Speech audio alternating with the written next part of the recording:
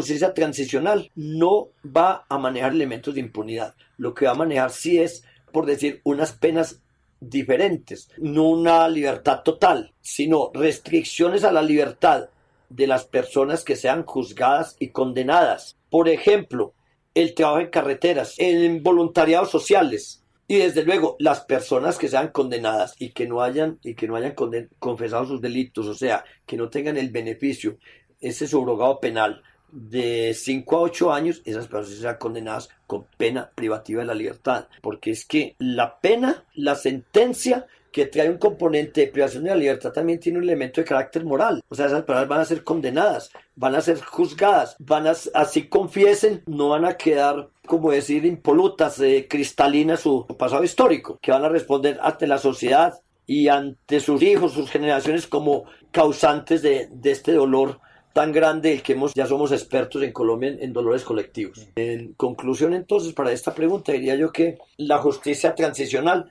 sí va a juzgar y va a condenar, repito, no necesariamente con pena de cárcel. Va a haber condena no solamente en lo penal, sino también en lo civil. Había consideración de que va a haber un resarcimiento o una indemnización a las víctimas, que es el punto quinto del acuerdo, donde se pacta allí la forma como van a ser indemnizadas las víctimas después de los fallos que emita este Tribunal de Justicia Transicional, porque la justicia ordinaria o penal no opera para este fenómeno, porque un fenómeno social tan diferente no encuadrarían tanto los del sector oficial, o sea, las Fuerzas Armadas, como los guerrilleros. Ambos cometieron delitos. Obviamente que la fuerza pública, pues por naturaleza y esencia y definición, su fin es el de guardar como fin del Estado la seguridad, garantizar la seguridad.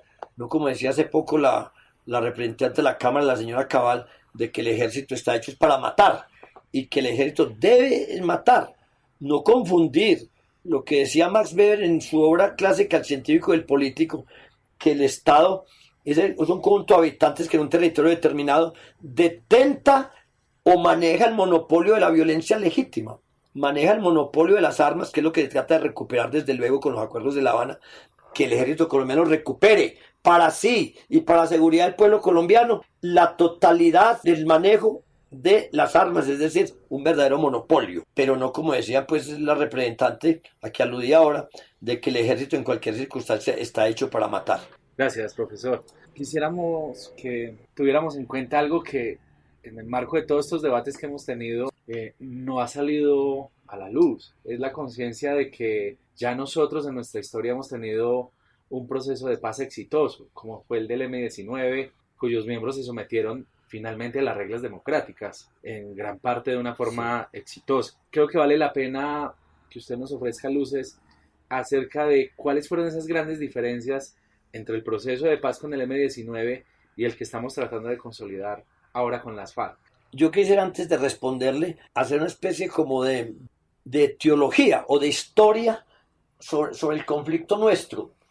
Ya el doctor Mario Hernán lo había dicho muy académicamente y muy científicamente, diría yo, en una de las conferencias que ustedes han estado transmitiendo en este programa. Yo podría decir que el decimonónico, el siglo XIX, nos legó más de 18 guerras civiles. Inclusive antes pues, de la reyerta del Florero de Llorente, ya habían existido episodios tales como hacia 1781, el grito del socorro, la muerte descuartización de José Antonio Galán, Mercedes Ábrego, Antonia Santos, todas las heroínas de la revolución, de la prerrevolución, de la gesta emancipadora, de la gesta de independencia. De allí podemos nosotros contar infinitamente hasta los días de hoy una cadena ininterrumpida de violencia que nos hace pensar que es una violencia nativa, casi impulsiva, como que uno pensase por un momento que está anidada como en la genética, como en el ADN del pueblo colombiano, esa violencia. ¿Por qué? Porque si bien es cierto, las guerras de independencia justifican ese alzamiento en armas, pues para ese caso Bolívar y Santander fueron unos guerrilleros porque estaban subvirtiendo el orden de la corona española. Nosotros éramos enclave colonial de España, estábamos regidos por las leyes de Alfonso X y por las leyes de Indias, y como enclave colonial dependíamos de la corona española, del rey Carlos IV y de su hijo Fernando VII. y aquí pues del virrey Amari Borbón. De 1800, yo digo de 1819, después del 7 de agosto, se pregunta a uno, una nación en formación, con la expresión de la Constitución de 1821, ¿cómo entramos en un baño de sangre, en unas guerras intestinas, bizantinas, fratricidas, entre centralistas y federalistas? Ya desde 1848, cuando se funda el Partido Liberal, y en 1849 el Partido Conservador, empezamos ya no con guerras entre federalistas y centralistas, sino en guerras entre liberales y conservadores. Y el Olimpo radical. Y vienen personajes como Tomás Cipriano de Mosquera, que trata de lindar de los delitos políticos cometidos para cambiar la estructura del Estado, tal como concebimos la definición hoy, trata de lindarlo de los delitos comunes. Y esa teoría viene de Francia, leía yo, del rey Luis Felipe de Orleans, que en 1832, después de restaurar la monarquía en Francia, hacia 1830, la monarquía se restauró una vez derrotado Napoleón en Waterloo en 1815, pero hacia 1830 que se expidió otra constitución y leyes que la desarrollan, allí se parte históricamente con la figura del delito político, y entonces se toma como delito común los delitos que son inspirados por intereses mezquinos, por intereses de venganza, por intereses de enriquecimientos ilícitos, etc. Y otras infracciones que son cometidas por el impulso, acicateadas, espoleado el individuo, el delincuente, es impulsado por un ánimo altruista, es decir, de cambiar el régimen político del Estado, por decir, pasar de un Estado democrático a un Estado socialista, o un Estado democrático a un Estado monárquico, a una forma de gobierno monárquica o republicana. Y los delitos cometidos allí tendrían una justicia diferente. Entonces uno diría, una justicia transicional. Para los delitos políticos, no. Los delitos políticos que en Colombia fueron creados por Tomás Cipriano de Mosquera, que separó los delitos cometidos como la rebelión, la sedición, la asonada, para cambiar el régimen del Estado, para desobedecer una orden de un gobernante, o el alzamiento pero no armado como es la asonada, las manifestaciones o como ponemos nosotros aquí, los cacerolazos. Esos delitos eran juzgados por la justicia penal, o sea, la justicia ordinaria, no por una justicia transicional, pero con penas muy inferiores. Y segundo, eran susceptibles de los beneficios del indulto y la amnistía, tal como están concebidos hoy en día. Pero llega un régimen conservador en 1886, la constitución de ese año, liderada por el Rafael Núñez, que había sido liberal y luego con su revolcón o su voltereta ideológica, pues, ¿qué hizo?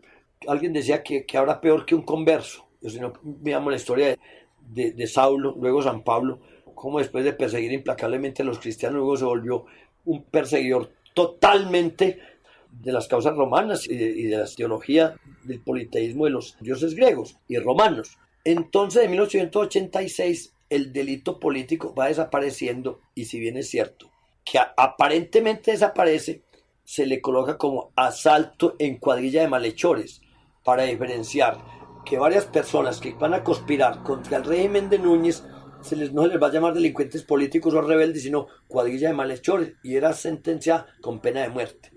Y hoy, para no ir muy lejos, miremos cómo, si bien es cierto que dentro del Código Penal aparece la estructura del delito político y que muchos países del mundo, sobre todo los regímenes conservadores, claman por la desaparición de él. Aquí en Colombia el presidente Uribe hace 4 años estuvo liderando un movimiento para que en el Congreso de la República se modificara el Código Penal a efecto de que los delitos de rebelión, sedición y asonada fueran juzgados como delitos comunes. Entonces, aparece la ley 1453, Estatuto de Seguridad Ciudadana, en el cual las manifestaciones públicas, por ejemplo, actos que son actos políticos constitutivos de expresiones de voluntad política, son limitadas y pueden haber allí detenciones, y los permisos para las manifestaciones políticas son demasiado rigurosos, y en el nuevo Código de Policía, la ley 1801, aparecen también estas conductas. O sea, los permisos para manifestaciones políticas son no solamente reprimidos, sino que son demasiado rigurosas las condiciones para otorgar un permiso de que haya una marcha en este momento en Colombia. Afortunadamente, en el Código Penal aparecen los delitos de rebelión, sedición, asonada y conspiración como delitos políticos, que tienen la ventaja de la amnistía y el indulto. ¿Quién concede la amnistía y el indulto en Colombia? El Congreso de la República, En el artículo 150 de la Constitución, numeral 16, miramos, corresponde al Congreso conceder indultos y amnistías por delitos políticos. Pero el presidente también puede conceder, que es la pregunta que tú me hacías, diferencias entre la amnistía concedida en 1982 por Belisario Betancur. ¿Por qué? Porque la Constitución de 1886 también tenía esa figura que pasó tal cual al artículo 202 de la actual Constitución, que dice: corresponde al presidente de la República en relación con la rama judicial. Artículo 201 numeral 2 dice: corresponde al presidente conceder indultos por delitos políticos. La pregunta es, entonces, al fin, ¿qué cosa de los indultos? ¿El presidente de la República o el Congreso? Respuesta: los dos.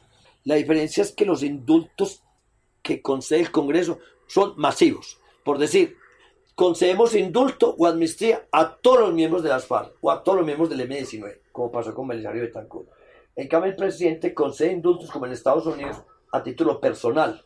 Entonces dice, se le concede indulto al señor, por decir, al señor José López, en ambos casos, por delitos políticos, es decir, rebelión, sedición, asonada o conspiración. Y las FARC son sujetos pasibles del delito de rebelión, o sea que entrarían en la posibilidad del indulto. Entonces quiero concluir así.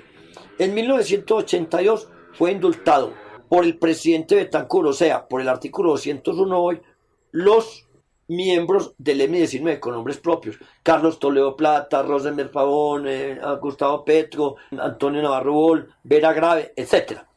Fueron indultados así, por delitos políticos.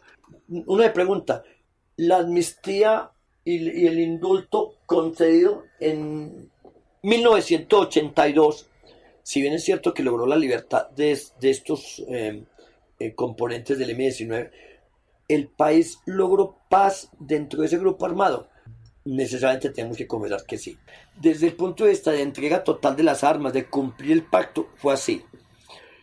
Lo que sucede es que esa amnistía y ese indulto concedido en 1982 por la ley 135 de ese año, muy simpático porque es la misma ley de la reforma agraria, de la ley 135 de 1961, y precisamente esa ley 135 del 61, a la cual me quisiera referir más adelante, porque una de las causas reales de la pobreza y de la miseria del país, lo que llevó a los componentes de los grupos de subversivos a irse al monte a echar bala, fue precisamente la iniquidad en el reparto de la tierra, unas reformas agrarias huidizas como fue la ley 200 de 1936 de Alfonso López Pumarejo, o la ley 100 de 1944 complementaria de la 136, la ley 135 de 1960, otro fiasco. Y ahora hablamos de reparto de tierras, que es el punto primero de los acuerdos de La Habana. Y entonces nosotros decimos, han fracasado 3 experiencias de reforma agraria. ¿Qué le faltó al acuerdo de 1982? Hubo libertad, pero no se pactaron acuerdos de cambios estructurales. No hubo ni una nueva mirada a la tierra. Segundo, no hubo un compromiso democrático con ley de reforma de partidos políticos. Narcotráfico, no digamos, porque hacia el año 1982, si bien es cierto, ya existía el fenómeno del narcotráfico, no tenía las proporciones y la gravedad, y sobre todo porque para 1982 el narcotráfico estaba manejado directamente por la delincuencia común, y los grupos subversivos solamente para el año 82 cobraban impuesto de gramaje, o sea, se les pagaba a la guerrilla un valor por cada kilo de cocaína que dejaran sacar de la selva. En cambio, ya para 1995, 2000 y ahora, ya ellos se volvieron productores y comercializadores de la droga. Pero para esa época entonces, en 1982, pacto de tierras, de revisión de tierras no se hizo. Reforma política con estatuto de oposición, como se trata de hacer ahora, tampoco se hizo. Droga, no estaba comprometido el M-19 con la droga. Solamente diríamos que lo del M-19 fue así: entrega de armas, silenciar los fusiles y reincorporación como grupo a la política. No se habló ni de reparación de víctimas ni de implementación mediante ley posterior de los acuerdos que firmaron ellos con el presidente Betancur. Solamente, pues, repito, se expidió la ley 135. Ahora estamos a las puertas, pues, de expedir la ley. Se tiene que presentar, pues, obviamente, el proyecto de ley estatutaria. ¿Quién? a la Corte Constitucional el proyecto para que revise, de acuerdo al artículo 241 de la Constitución, una revisión de proyecto de ley estatutaria que va a poner pues fin al conflicto. Y entraría, eso sí, a operar el acto legislativo, el número 1 del 2000.